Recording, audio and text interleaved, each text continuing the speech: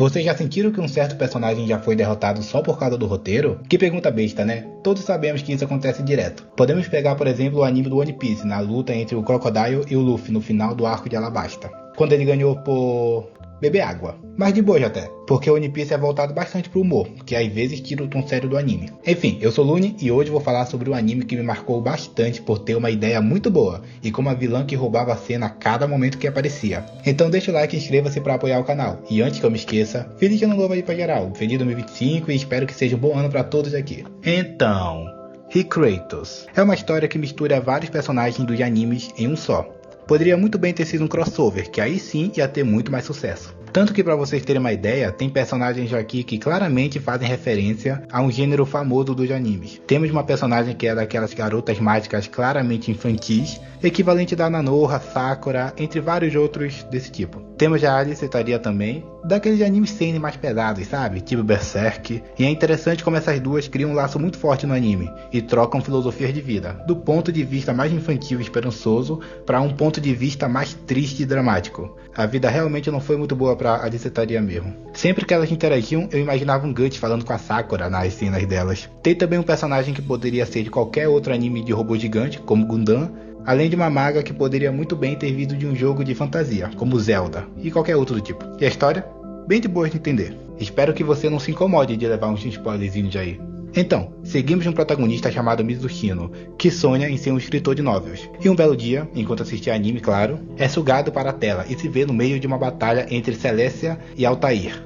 Aqui é revelado que enquanto a Celestia é a heroína principal do anime onde ele foi parar, um anime de fantasia medieval com mechas, por mais contraintuitivo que pareça, né? A Altair é uma impostora nesse mundo, que não deveria estar ali. Pausa pra falar o quão linda essa personagem é. Meu Deus do céu, garotas de uniforme militar nos animes tem um drip, sério mesmo. Ainda mais com esse cabelão, pô, que com certeza deve ter dado muito trabalho pra animar. O Marco do Intox Anime deve ter amado, com certeza. Após a Altair voluntariamente ir embora, o Mizuhino consegue voltar pro Japão, mas a Celestia vai junto com ele, olha só. E depois de um tempo, ele consegue encontrar aquela maga lá do jogo de fantasia, Meteora o nome dela, e forma um time para descobrir mais sobre a Altair e conseguirem voltar para os seus respectivos mundos. Eles até conseguem encontrar vários outros personagens aí, como o do robô gigante, do Gundam lá, mas tem alguns que vão pro lado da Altair, para pegarem seus criadores e fazerem eles cometerem o oposto de viver. Ah, e é importante falar que todo mundo aqui é invocado por ela, todos os personagens que aparecem das histórias é a Altair que invoca e traz o nosso mundo. Mas por que esses personagens escolheriam ir pro lado da Altair? Bem simples. Ela fez eles acreditarem que tudo de ruim que acontece nos seus mundos, como o da Alice Teria lá, que é o Guts versão mulher, é culpa dos criadores, de quem escreveu a novel, no caso, ou quem programou o jogo, ou quem desenhou o mangá, etc. E de certa forma é mesmo, porque nesse anime, os humanos do nosso mundo, ao criarem uma história, acabam criando um mundo novo, que é replicado toda vez que uma cópia dela é feita. É doideira, né? Gerando assim infinitas versões de um mesmo mundo. De um certo ponto de vista, eles realmente são deuses. Ah, e é importante falar que esses deuses aí, no caso, o público em geral, eles fizeram uma coisa muito chata com a criadora da Altair. Coisa que eu vou falar ainda, mas foi chato mesmo que aconteceu. Enfim, depois de certos embates, mortes e mudança de lado, esse anime tem morte, olha só. Finalmente chega a batalha final, com um plano mega elaborado que é um pouco difícil de explicar, que é meio que gerar hype com os consumidores do anime para ganharem buffs, além de imitarem a Altair também, fazendo com que seus criadores deem poderes novos para eles. Calma que daqui a pouco explico essa parte. Mas até então, fica a pergunta, por que eles têm que se juntar contra uma única personagem que até então era desconhecida, cuja criadora nem deu tanto poder assim? Em resumo, é porque a Altair tem uma condição meio diferenciada, sabe? A Altair foi criada por uma amiga do Mizuhino, chamada Setsuna. E lembram que no começo da história, ela saiu voluntariamente deixando a Celestia e o Mizuhino para trás? Pois é, foi por isso, porque a Altair reconheceu ele como um amigo da criadora dela. Então, ela deu uma colher de chá daquela vez para ele, por assim dizer. Não que ela fosse fazer isso de novo, claro. Diferente dos outros personagens, que eram muito famosos e hypados entre as pessoas, ela era meio underground, sabe? Poucos conheciam ela. Sendo criada para pasmem, videoclipe. Ela foi criada para um videoclipe pela Setsuna, sem nada que a tornasse poderosa. Então como é que ela ficou tão forte assim? Após sua criadora se jogar voluntariamente no trilho de um trem, por causa de cancelamento no Twitter, ela conseguiu de alguma forma, de alguma forma, desprender seu conceito de sua origem. Tudo isso para destruir a humanidade de vez. Meio que ela virou aqueles personagens maiores que a obra original, sabe? Tipo o Papai Noel, que é o exemplo mais recente que eu posso dar, que não tá mais ligado à sua lenda, já que a Coca-Cola botou vermelho nele e há várias histórias envolvendo,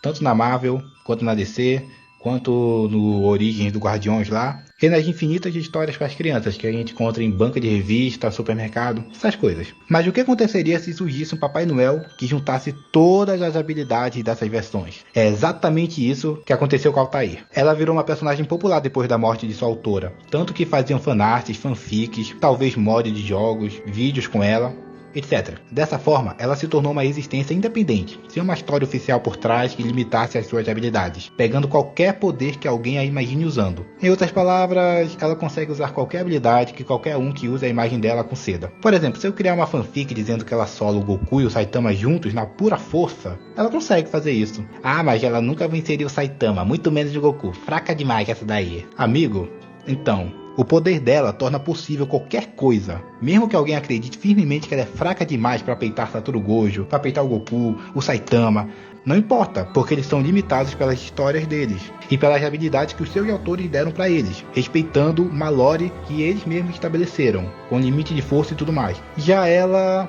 não. Eu posso criar uma fanfic e dar para ela todas as habilidades possíveis, já que seu poder permite que novas habilidades sejam concedidas a ela em tempo real. Só para vocês terem uma ideia, eu vou listar algumas habilidades que deram a ela. Começando com o básico, né? Voar, características sobre-humanas, sentidos aperfeiçoados, energia infinita, porque ela nunca se cansa, ela consegue usar tudo sempre que quiser. Ela tem um tal de incorpóreo também, que torna o corpo dela intangível, não pode tocar, bater nela enquanto ela tá nisso aí. Ela pode summonar qualquer personagem fictício para perto dela, e foi essa habilidade que ela usou para trazer todo mundo pro nosso mundo. Tem a manipulação de causalidade também, que é fazer com que ataques prejudiquem quem o fez, e não ela. Mimetismo, que é copiar qualquer habilidade de outros personagens. Olha só que idiota isso aqui. Transmutação, que é transformar qualquer coisa em qualquer coisa que ela quiser.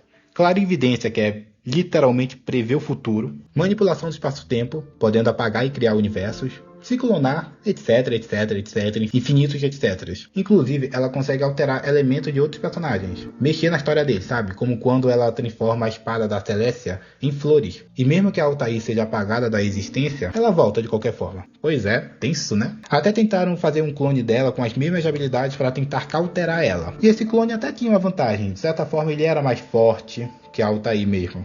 Ela até mesmo conseguiu fazer a Altair e Jeff no chat, foi pro lobby. Só que a consciência dela voltou dentro do clone, olha só, quem diria. Aí depois que ela volta dentro do clone dela, aí complicou tudo. Enfim, com tudo isso, e mais um número infinito de habilidades, ela é a própria personificação do meme Devil Ultimato. Acabou. Como diabos ela foi derrotada? Vocês perguntam, né? Ela não é derrotada, não tem como. Obviamente não tem como bater com ela de frente, então tiveram que fazer uma maracutaia lá, que eu não quero falar para não dar muito spoiler, mas foi tipo o que fizeram com o Victor no final de Arcane, que é convencer o vilão de que ele tá errado, para ele voluntariamente parar de lutar. Praticamente eles trouxeram uma cópia, bem entre aspas, da criadora dela, Setsuna. E ao ver a criadora na frente dela, a Altair decide se isolar com ela. Ela desistiu e foi viver a vida dela com a criadora dela, criando assim uma espécie de universo paralelo, só para as duas, e concedeu seus poderes, tudo o que ela tinha, para essa nova versão da Setsuna. A Setsuna falsa virou a ADM do novo universo que a Altair criou. E assim acaba a Recreators. Eu não vou dar spoilers muito sobre o que acontece com os outros personagens, até porque esse aqui é só um vídeo para Altair mesmo. A Altair essa que nem foi derrotada, ela preferiu se isolar com sua criadora. Com certeza é uma personagem que só aqueles da ficção de nível deuses poderiam derrotar. Afinal, ela é onipotente, ela é onisciente, quando morre ela volta, ela copia habilidades, ela altera a realidade e mais um número infinito, e eu já cansei de falar infinito nesse vídeo. Mas e aí, conhece algum personagem que poderia derrotar ela? Apesar dela não ter fraquezas claras, eu acho que alguém que conseguiria apagar a existência dela poderia derrotar. Só que é capaz dela prever isso com a clarividência, copiar essa habilidade e apagar quem lança o ataque. Ou ela faz um Devil Ultimato com a manipulação da causalidade e faz o cara que lançou o ataque sofrer ele. É uma doideira, né? Enfim,